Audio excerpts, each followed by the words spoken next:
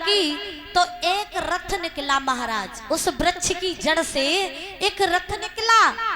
जब एक रथ निकला राजा ने और खुदाई करवाई तो 2 रथ निकले, और खुदाई करवाई 3 रथ निकले, और खुदाई करवाई महाराज 4 रथ निकले, 5 निकले। यानी कि इसी प्रकार से 9 रथ उस वृक्ष की जड़ में निकल आए। 9 रथ निकले उस वृक्ष की जड़ में। राजा को फिर भी मन में तसल्ली नहीं हुई। आज को फिर भी तसल्ली नहीं हुई है। कहने लगे हैं मंत्रियों, एक बार और इस वृक्ष की खुदाई करो। जब फिर से खुदाई की है महाराज तो उस वृक्ष की जड़ से एक रथ और निकला है, वो भी 10वां रथ निकला। 9 रथ पहले निकल गए थे, 10वां रथ फिर निकला। और जब 10वां रथ निकला तो उसी 10वें रथ पर एक सुंदर सा पुत्र खेलता हुआ महाराज अज को प्राप्त हुआ। महाराज अज को उसी 10वें रथ पर एक नन्हा सा बालक खेलता हुआ मिला। कहने लगे ये बालक किसके पास रहेगा? गुरुजी से कहा महाराज अज ने, गुरुदेव मेरे कोई संतान नहीं है और मैं ये चाहता हूं कि ये पुत्र मेरे पास रहना चाहिए।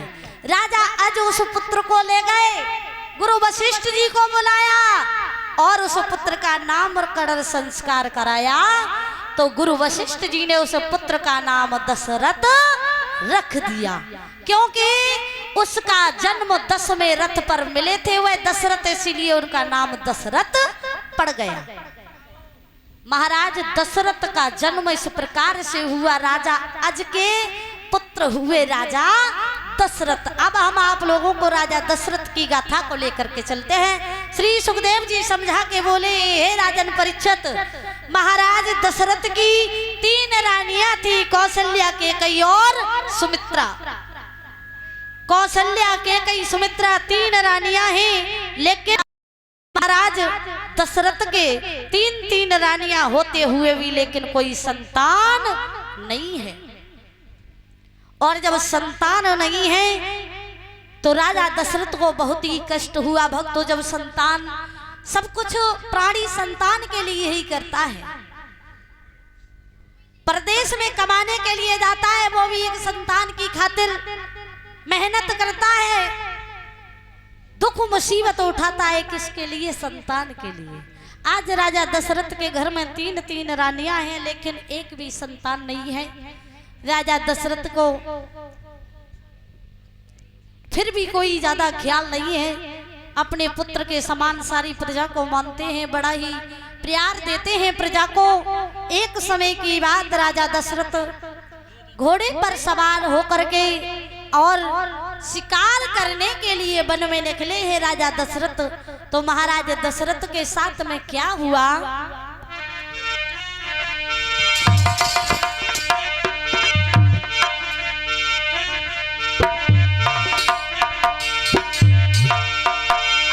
घोड़ा लो सजाए, भूपया जो चलो आगारी।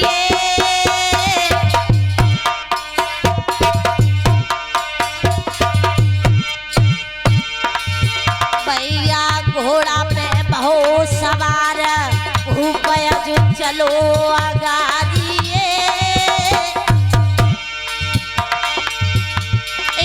हिरणी देखी सम्मुख राजा ने मन में विचारी है भैया।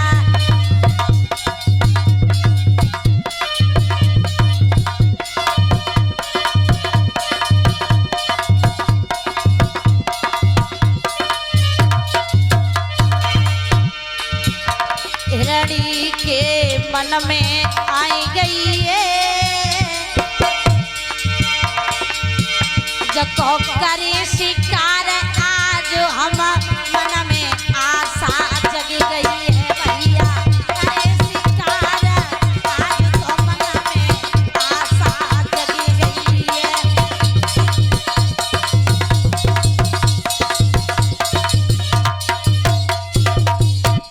महाराज राजा आज घोड़ा पर सवार हो गए और वन के लिए निकल पड़े। एक हिरणी बड़ी सुंदर सी जा रही है झाड़ी की तरफ।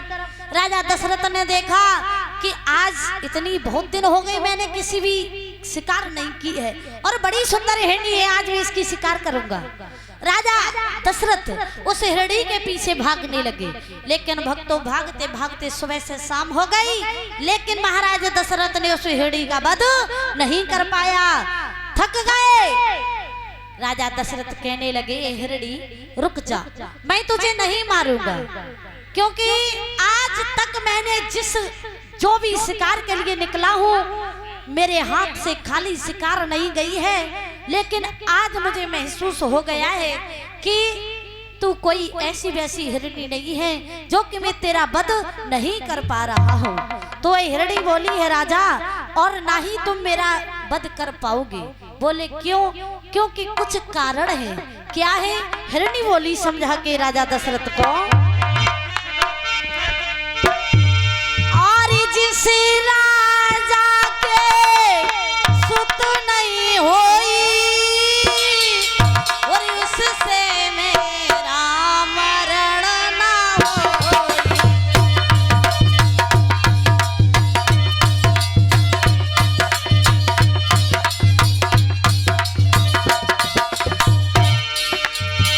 जिस राजा के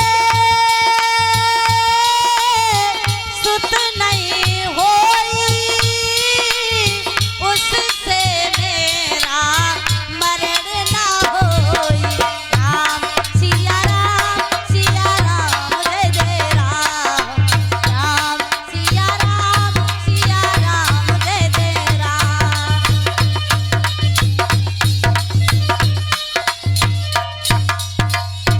हिरणी ने समझा दिया, राजा तुम संतानहीन हो और इस जन्म तो क्या तुम मेरा कभी भी वध नहीं कर सकते हो, क्योंकि तुम्हारे संतान की प्राप्ति नहीं है। महाराज जैसे ही राजा दशरथ ने इतने शब्द सुने, हिरणी के मानो पैरों तले जमीन खिसक गई है। एक अगर किसी के संतान ना हो और उससे ये समाज निर्वंशी कहने लगे तो उसके कलेजे पर क्या बीतती है, वह उसी से पूछ करके देखो। आज राजा दशरथ को इतना कष्ट हुआ है भक्तों, राजा दशरथ वहां से वापस लौट करके चले आए और सीधे कहां पहुंचे? अपने कुल पुरोहित गुरु वशिष्ठ जी के पास में। कुल पुरोहित गुरु वशिष्ठ जी के पास में राजा दशरथ पहुंच जाते हैं। सारा हाल बताया कि महाराज आज मैं वन में गया, हिरणी ने मुझसे ऐसे अपशब्द बोले कि मैं संतानहीन हूँ और मुझे बहुत ही बुरा भला कहा। जब जैसे ही सुना, गुरु वशिष्ठ ने कहने लगे हैं, हे राजन घबराओ नहीं, आप पुत्र की प्राप्ति चाहते हो तो मैं आपको पूर्ण विश्वास दिलाता हूँ। आप एक काम करो, अपने दरबार में और पुत्र इष्ट यज्ञ रचवाओ, वहां पर श्रृंगी ऋषि को बुलवाओ, ऋषियों को इकट्ठा करो और पुत्र की खातिर यज्ञ को कराओ।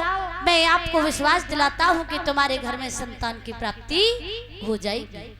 आज महाराज गुरु वशिष्ठ जी ने ऐसा बताया, राजा दशरथ ने ऐसा ही किया। राजा दशरथ जी ने ऐसा ही किया और अपने साथ में गुरु वशिष्ठ जी को लेकर के आए, श्रृंगी ऋषि को बुलवाया। नाना प्रकार के ऋषिगण आ जाते हैं राजा के दरबार में और महाराज पुत्र इष्ट यज्ञ रचाने लगे हैं।